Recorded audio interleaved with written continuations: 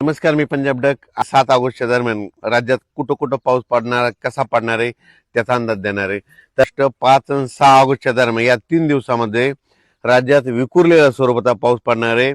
22 मिनिटाचा, 10 मिनिटाचा, अर्ध्या तासाचा, 1 तासाचा असा पाऊस पडणार आहे, म्हणून हा अंदाज लक्षात घ्यायचा. सर्वप्रथम हा कुठं पाऊस पडणार आहे, जे भाग आतापासून पावसामध्ये वंचित होते, म्हणजे ज्या भागात अद्यापही पाऊस पडलेला नाही त्या भागात हे पाऊस पडणार आहे.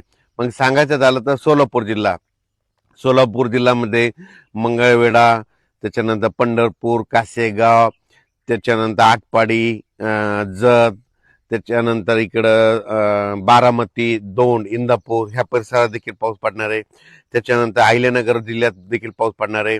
त्याच्यानंतर इकडं लातूर जिल्ह्यामध्ये उदगीर, नळदुर्ग, अक्कलकोट, मंद्रुप ह्या परिसरामध्ये पडणार आहे.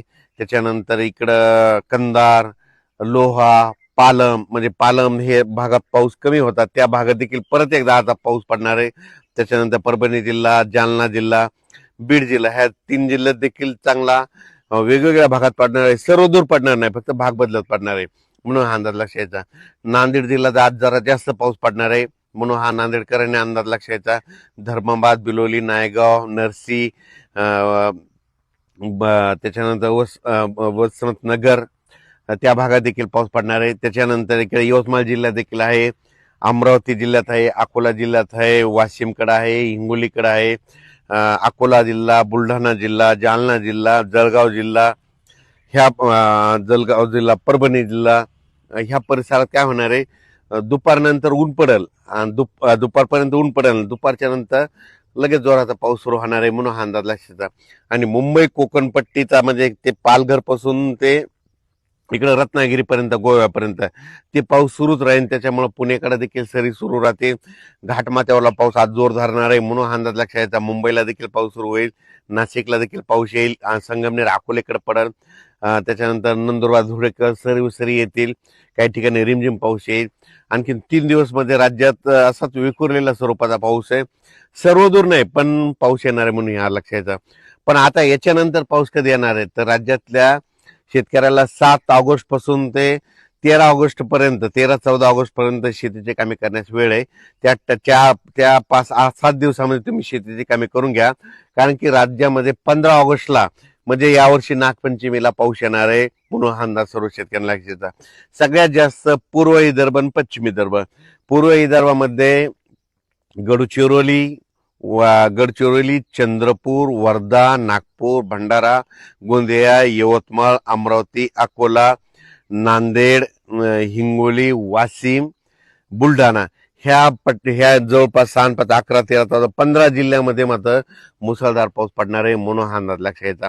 सांगायचं म्हणजे यावेळेस वरून राज्याची बॅटिंग विदर्भाकडे, पण हेच कमी दाबाचा पट्टा काय होईल, आता जसा पाऊस गेला तसा इकडे लगेच पुन्हा जालनाकून जळगाव, नंदुरबार, धुळे, नाशिककडे परत जाणार. मग त्याच्यानं परत नाशिककडे देखील उत्तर महाराष्ट्राकडे जोरदार पाऊस पडणार, म्हणून परत पुन्हा गोदावरी नदीला पाणी येणार. आणि योगायोगानं तुम्हाला एक सांगू इच्छितो की जायकवाडी धरण आहे आजच्यानं 90% भरलंय, तर तुम्हाला सांगतो 90 आणि 93% झाल्याच्या नंतर ते सोडणार आहे. तर जायकवाडी धरणातले जे जी नदी आहे गोदावरी नदी, ती पैठण पासून पुढे निघते, ती नांदेड पर्यंत आहे. ज्यांच्या मोठे असेल तर चालू असल्या तर ठेवा, पण बंद असल्या तर काढून घ्यायची तयारी ठेवा, कारण की जायकवाडी धरणाचं पाणी कधीही सुटू शकते, कारण वरतून आवक चालू आहे.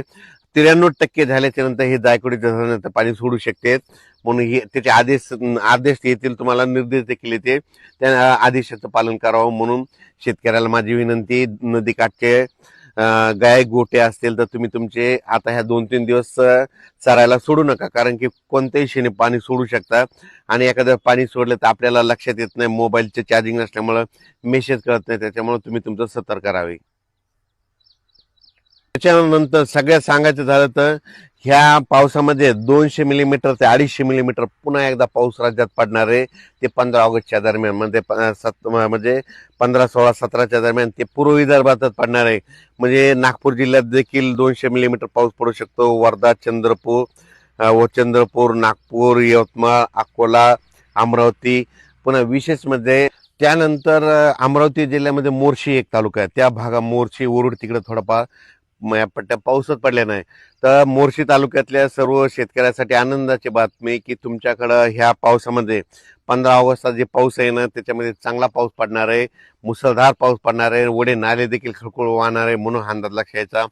जळगाव जिल्हा बुलढाणा जिल्ह्यातल्या सर्व शेतकऱ्याला सांगू इच्छितो, आता जसा पाऊस पडला परत एकदा तुमच्याकडे एकदा जोराचा पाऊस येणार आहे म्हणून हा अंदाज पूर्वकल्पना म्हणून तुम्ही तुमचं शेतीची कामे करा, शेतीची तयारी करून ठेवण्याची तयारी ठेवा.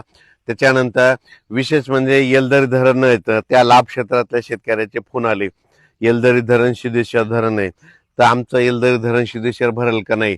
तर तुम्हाला सांगतो येलदरी सिद्धेश्वर धरणाला खडकपूर्णाच्या परिसरामध्ये पाऊस पडायला पाहिजे आणि खडकपूर्णा जे धरण आहे त्याला पाऊस पडायला बुलढाणा जिल्ह्यामध्ये विदर्भात पडायला पाहिजे. तर या पावसामध्ये विदर्भामध्ये त्या खडकपूर्णाच्या कॅचमेंट एरियामध्ये पाऊस पडणार आहे.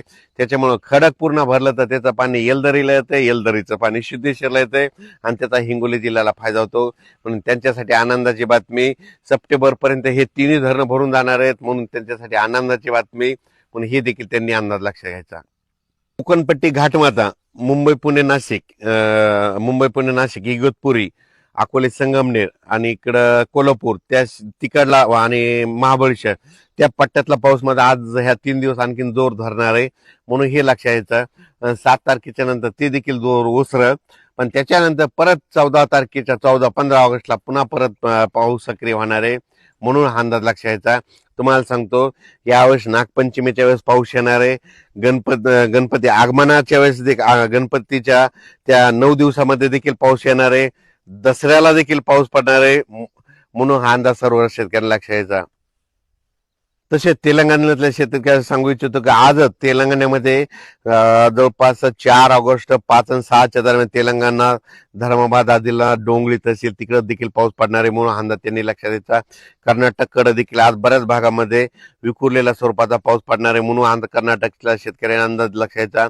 मध्य प्रदेशकडे मात्र खंडवा, उज्जैन इंदोर त्या परिसरात मात्र 15 ऑगस्टच्या नंतर मुसळधार पाऊस पडणार आहे म्हणून त्यांनी देखील अंदाज लक्षात घ्यायचा. आता देखील तिकडे मध्य प्रदेशकडे पाऊस पडणार आहे. त्याच्यानंतर गुजरातला मात्र पुन्हा एकदा पावसाचा फटका बसणार आहे म्हणून हा अंदाज लक्षात घ्यायचा. आणि राज्यात मात्र परत एकदा अतिवृष्टीसारखा पाऊस काही जिल्ह्यात पुन्हा एकदा येणार आहे 15 ऑगस्टच्या दरम्यान म्हणून हा अंदाज सर्व शेतकऱ्यांना लक्षात द्यायचा आणि आपण आपल्या शेतीची कामे करायची. धन्यवाद.